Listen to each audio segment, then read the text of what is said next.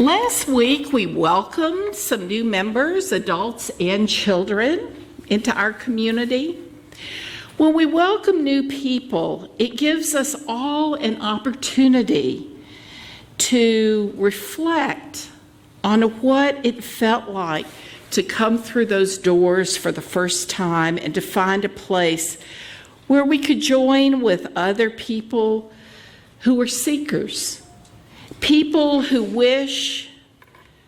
wanted to support one another as we all learn and grow together. This is an important part of the covenant that we make with one another. We didn't talk about covenants when I joined my United Methodist Church as a young person. I was asked if I believed in the doctrines and creeds of the church. I don't think I was even asked if I was saved because I'd been baptized as a baby.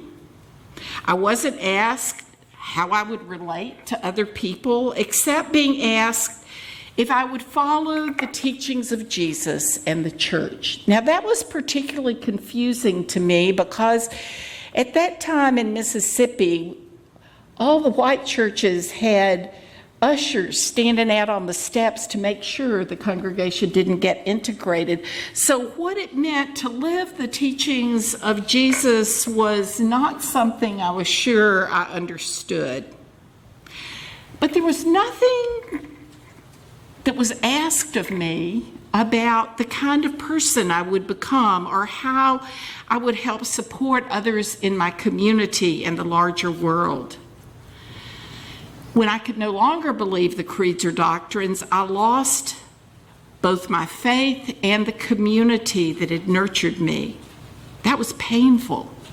And after a long search, I found Unitarian Universalism. It was a relief to know that in this faith, I didn't have to have all the answers. I was joining a caravan of seekers, a faith grounded on deeds, not creeds, on principles, not punishment. So I'm here, like you, to seek, to learn, to support each other, to try to make a difference in the world. As a Unitarian Universalist, I am part of a people of covenant and expectation. The foundation for my commitment to Unitarian Universalism is found in our principles and purposes. So I'd like for you to take your hymnal. If you're sharing one, this gives you an opportunity to talk. So turn about 4 pages in different editions of the hymnal and get to "We, the member congregations of the Unitarian Universalist Association."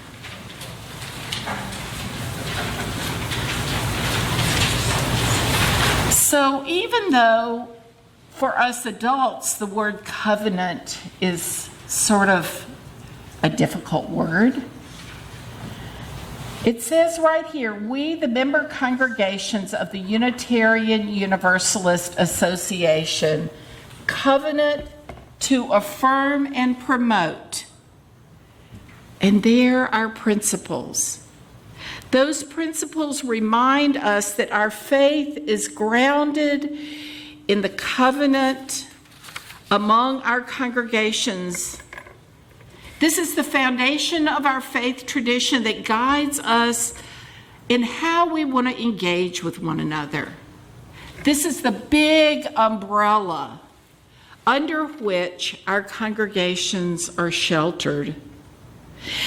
Alice Blair Wesley wrote, "Being in covenant with one another means that we promise that we will engage our hearts and minds and bodies on this adventure of the Spirit that we are taking together. It means that we promise to do our best to do what love asks of us and to live together with the integrity of faithful love. Faithful love begins with our belief in the inherent worth and dignity of every person, including ourselves. From that foundation, individual congregations, like ours, create their own covenants with wording that reflects the nuances and needs of that congregation. Our covenants, beginning with our principles and purposes, are guidelines for our aspirations as a community and for our relationships within our community.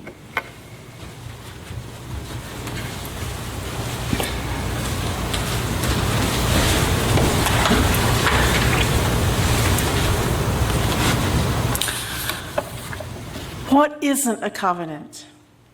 I ask this question because we Unitarian Universalists are very famous for defining ourselves in negative terms. Are we Christians? No, some of us, but many aren't. Do we believe in hell? Definitely not. What about God?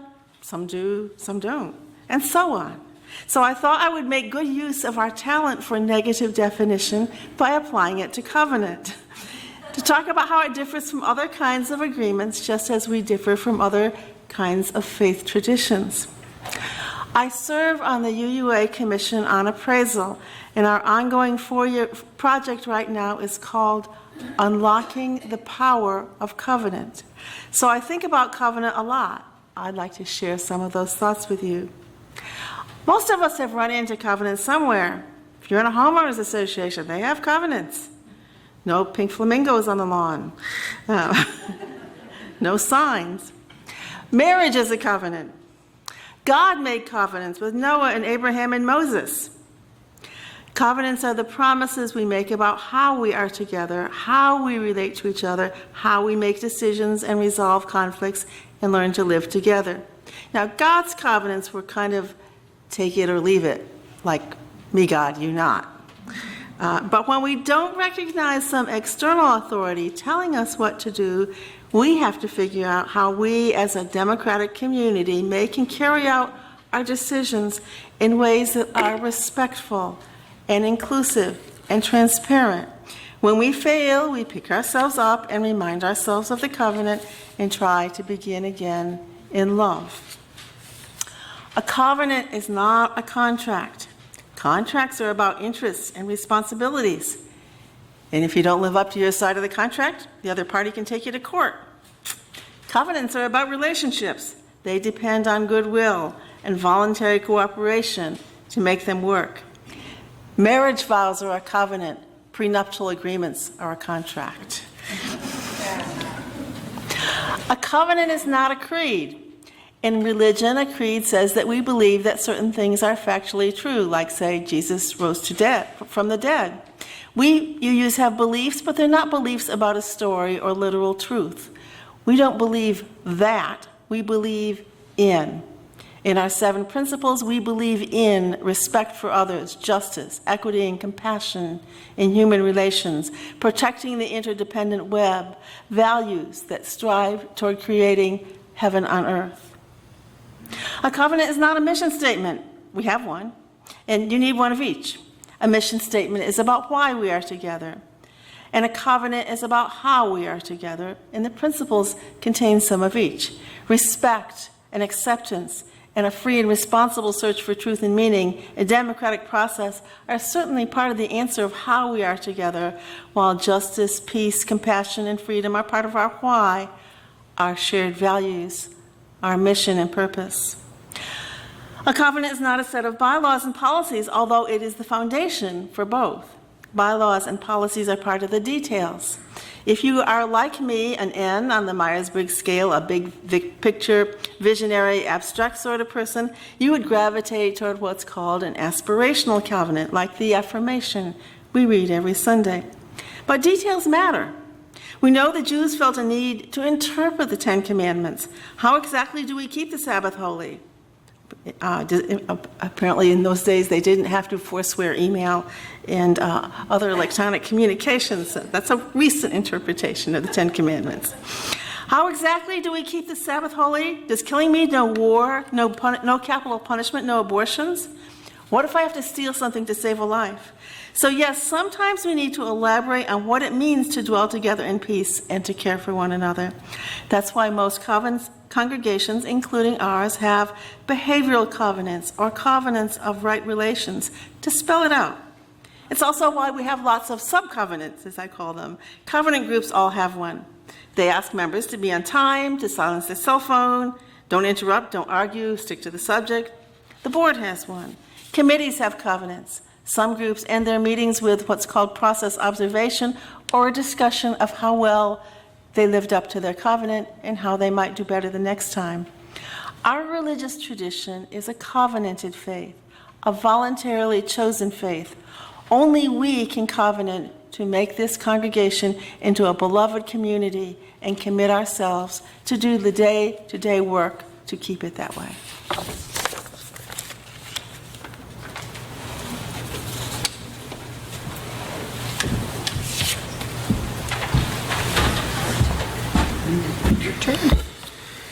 Good morning.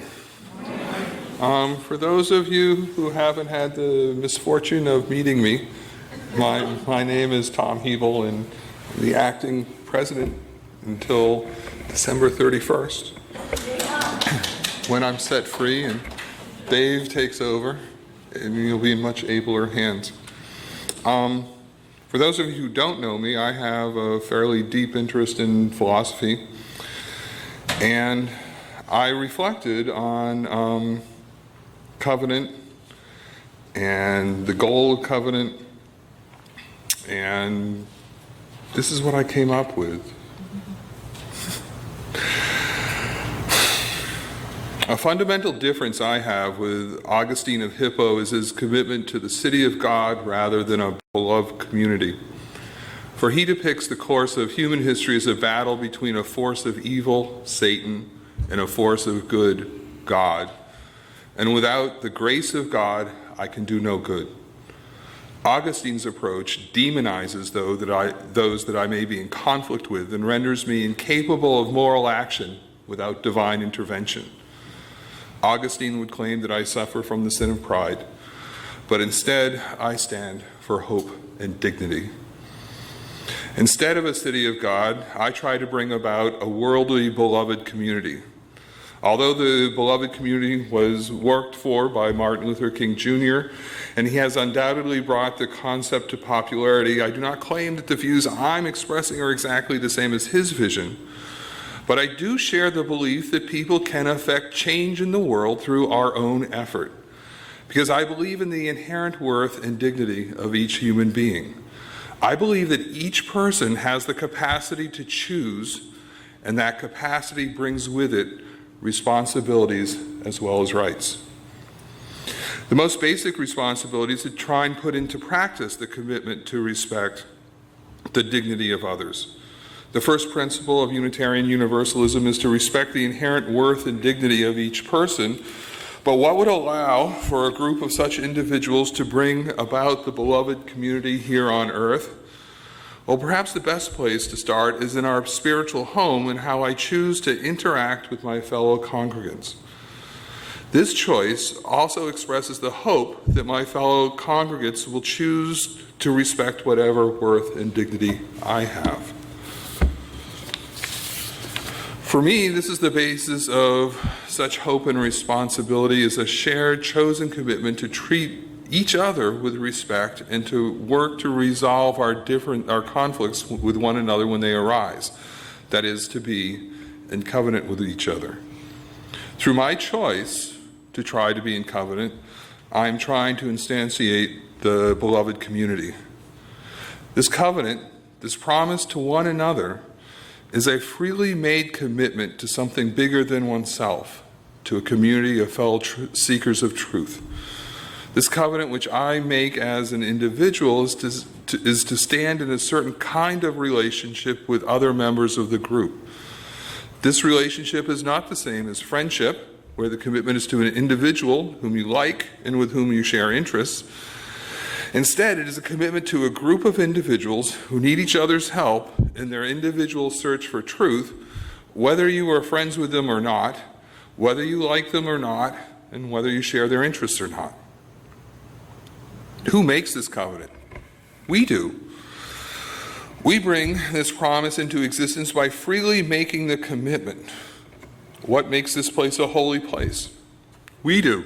We make this place holy by committing ourselves to one another. What allows us to welcome all souls? We do by committing ourselves to a relationship with a community of fellow seekers. We can allow ourselves to welcome those who may seem to be other. Where does this covenant exist? In us. By choosing to commit ourselves to stand for a certain sort of relationship, right relations. By trying to maintain my covenant with each of you, I'm doing my best to bring about the beloved community into existence here, at least at this congregation. Why should I speak honestly and directly with those whom I have issues, especially in times of disagreement? Why should I focus foremost on problem solving rather than blame, seeking the best resolutions for all involved, including our fellowship as a whole? Why should I provide a safe and inclusive space for the social and spiritual needs of our members, honoring different perspectives and abilities and cultural identities? Where does my obligation to uphold these aspects of right relations come from? From me and my commitment to try and make the world a better place. When I covenant to dwell together in peace, that cashes out in a commitment, freely chosen, to be in a certain sort of relationship with other members of this fellowship or congregation, to be in covenant. Why should I listen and speak actively, respectfully, with caring and open minds, sharing our individual truths as a means to reach better understanding? Why should I recognize, acknowledge, and actively appreciate our gifts to one another, accepting our imperfections and limitations? Where does my obligation to uphold these aspects of right relations come from? From me. When I covenant to speak the truth in freedom, that cashes out in a commitment freely chosen to be in a certain sort of relationship with other members of this fellowship or congregation. Why should I honor our obligation to volunteer as we were able and give ourselves in support to each other in our fellowship? Why should I support and nurture each other in our community, taking responsibility to ask for what we need? Where does my obligation to uphold these aspects of right relations come from? From me. When I covenant to care for one another, that cashes out in a commitment freely chosen to be in a certain sort of relationship with other members of the fellowship or congregation. That others are willing to make the same commitment gives me hope. What are we doing when we join in fellowship? When I sign the membership book? I am entering into covenant with the other members of the community. It is this shared commitment that allows a group of individuals to freely choose to enter into a special relationship. It is this special relationship which makes a fellowship or a congregation. Through this covenant, we place our faith and trust in one another.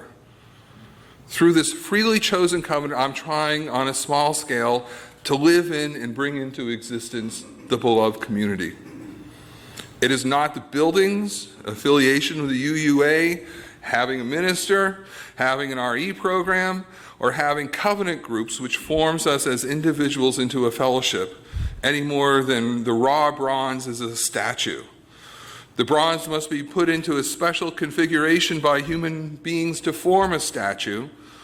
We form the relationship of fellowship by placing ourselves in a special relationship with one another. It is our shared commitment to how we will treat one another which creates the relationship of fellowship. And this shared commitment is what is meant by our great covenant and right relations. Why should I commit myself to uphold a chosen covenant? Because of my faith in you and the hope that faith provides that the world can be made into a better place through our combined efforts. Living in covenant, therefore, is a spiritual exercise aimed at improving myself and the world. Each of us is imperfect, and each of us has inherent worth. Working for the creation of the beloved community recognizes these imperfections and our inherent worth, but also recognizes our capacity to improve ourselves and the world around us. Our covenant is our attempt to put what we believe into practice. It is an expectation I place upon myself and the hope and faith that others will join me by placing this expectation upon themselves as well, and we can work together for a better world.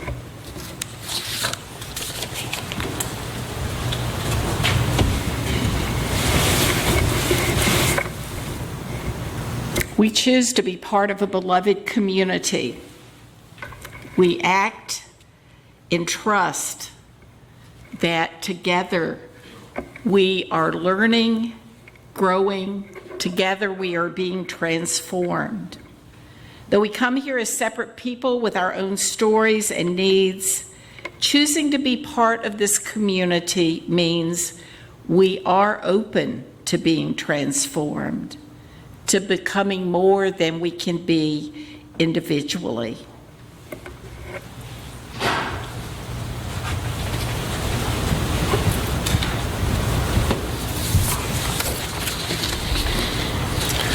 And I'll share with you a reading from Leslie Hoover Fales.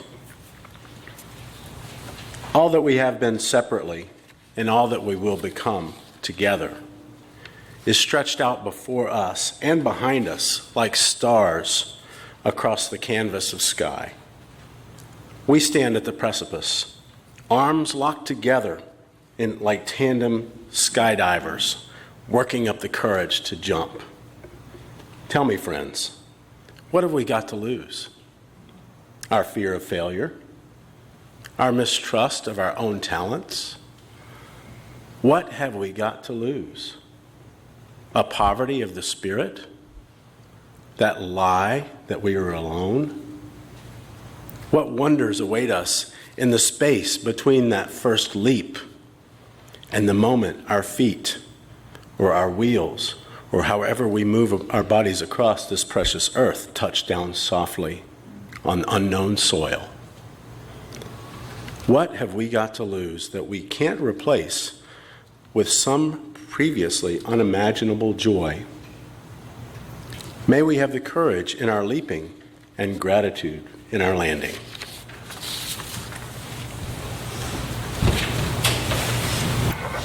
I learned this morning that Jackie Renzi was on the ministerial committee for the Reverend Dr. Kendall Gibbons, whose spiritual wisdom has been a blessing to our Unitarian Universalist faith. She wrote, "Our communities of memory and promise are founded upon covenants because we all need a defense against the impulse of immediate feelings that challenge our best intentions. It is necessary to be reminded from time to time of what you said you were going to do and what you really want, over and above the lure of momentary comfort. Covenant is our word for the solemn promises that counteract the randomness of a future in which anything and everything is possible, by committing us in advance to certain relationships and values. We do this because we build with intention and even with difficulty. This is more satisfying in the long run than the pleasures that we happen to encounter. We do it in time-consuming rituals, invoking powers that we scarcely know how to name, because we are seeking some way to give our lives the density and dignity and depth that we suspect with longing might yet be possible. The year before I arrived in Clemson, our fellowship members worked together to create our own behavioral covenant. Like other promises and vows we make to one another, it's good to periodically revisit our promises so that we can hold them up to the mirror of our words and actions. So I invite us to read our covenant together in promise and pledge to one another that to the best of our ability, we will commit ourselves to the possibility of healthy personal growth and relationships, those that are written in our covenant. So please join me. We come to this fellowship in pursuit of a community of love, strength, and support that is larger than ourselves. In this spirit, we covenant to provide a safe and inclusive space for the social and spiritual needs of our diverse members, honoring different perspectives, abilities, and cultural identities. Honor our obligation to volunteer as we are able and give of ourselves in support of each other and our fellowship. Recognize, acknowledge, and actively appreciate our gifts to one another, accepting our imperfections and limitations. Support and nurture each other in our community, taking responsibility to ask for what we need. Listen and speak actively, respectfully, and with caring and open minds, sharing our individual truths as a means to reach better understanding. Speak honestly and directly to those with whom we have issues, especially in times of conflict or disagreement. Focus foremost on problem solving rather than blame, seeking the best resolutions for all involved, including our fellowship as a whole. May these people and this community be a blessing to each of us. May we be challenged and transformed by what we experience here, and may the lives we share together be a blessing for each of us.